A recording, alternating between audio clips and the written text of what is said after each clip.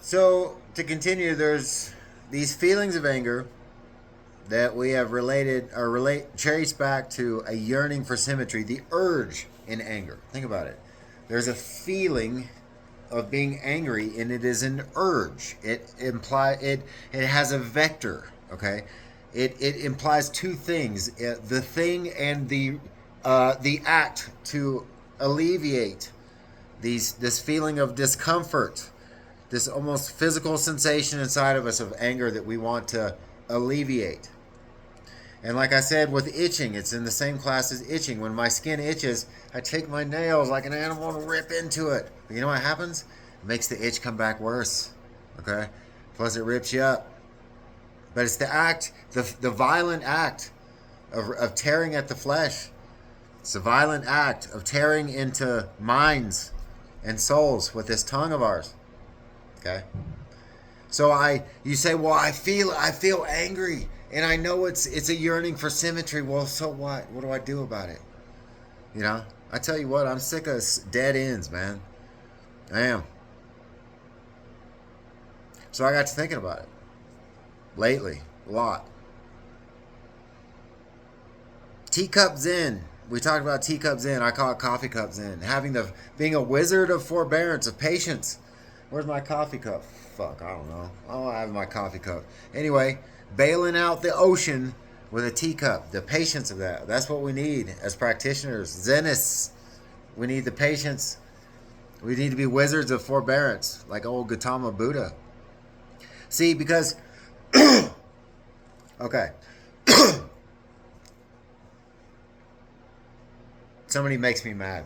Somebody says something to me over the phone. I hang up. Motherfucker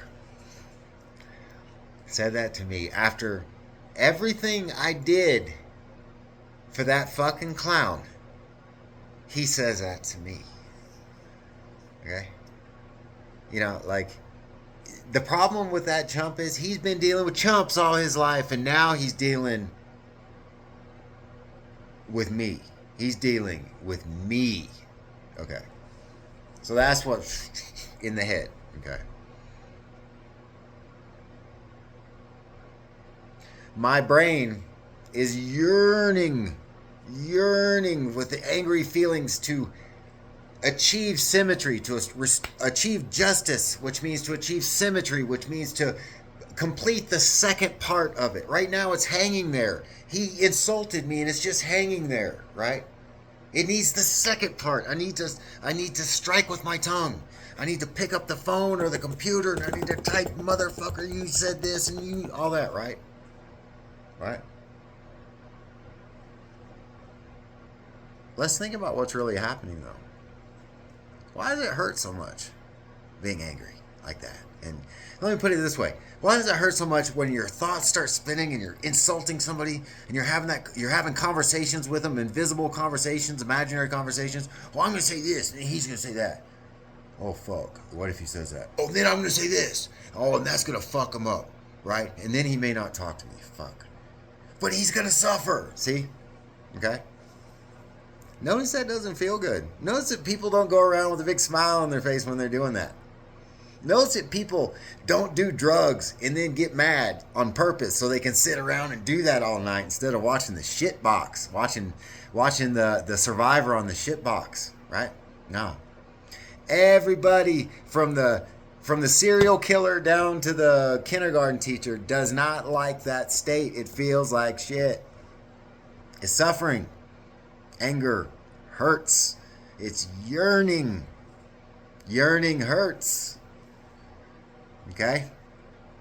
So that motherfucker, he insulted me and it's just hanging there, and I want to complete the process. I want the second part. I want the claws. Okay? I want to scratch the itch. This feeling inside, I want to get rid of it.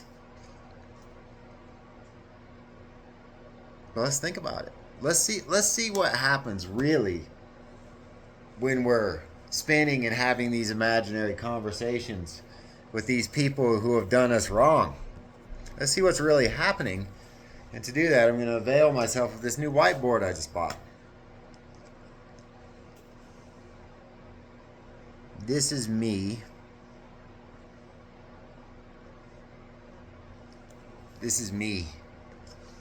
I'm blue. I'm blue.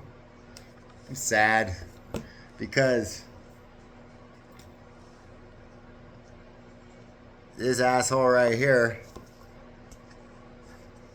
just called me a motherless chump or whatever. And I'm sad. I'm blue.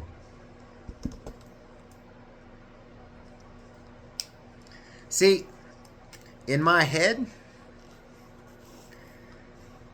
I got my mouth, my tongue in my head. And I'm saying, I'll say this, you motherfucker, you're a sorry son of a bitch, you can eat my ass, all that stuff, right? And I'm framing all this stuff, right? Right? I'm throwing punches, right? Throwing punches, punches, punches. You know what I'm doing? Throwing punches. It punches. But I'm hitting the inside of my own head. I'm throwing punches aimed at this guy, but my head's in the way. The inside of my head's in the way, and I'm hitting the inside of my own head. I'm not kidding. I've been thinking about it a lot. I've been doing it. I get mad, and I'm going to say this, and I throw the punch, and it hurts. It hurts. I know these punches are landing.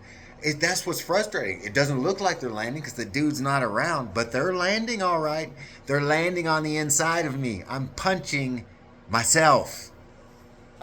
So it's like, I remember when I was a kid, I had a toy. It was a puppet. It was a boxer. It was Mr. T. Okay, and my stepbrother for Christmas, he got Rocky. So I got Mr. T and he's got Rocky. He's got Rocky Balboa and I have Clubber Lang. Okay. So you stick your hand up there and there's two buttons. One for the right fist, one for the left fist, right? And we'd box each other, okay? Like that, right? And it was a mechanical device. So I could hit the button, pop, right?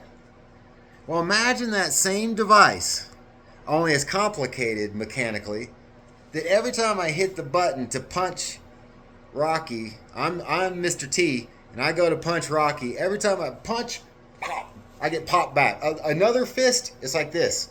It's like I punch and it pops me back over and over. Pop. What the fuck? Pop. The fuck? Pop. Pop. Like that. That's what it's like. I'm hitting the inside of my own head. Those punches are landing. I can feel them. I can feel them. I'm punching the inside of my own head. So now we've diagnosed the problem. Put that Bessie up on the blocks. We're at 6 minutes, 8 minutes. It's going to take too long to go into that. I'm going to do a part 3. Take it slow.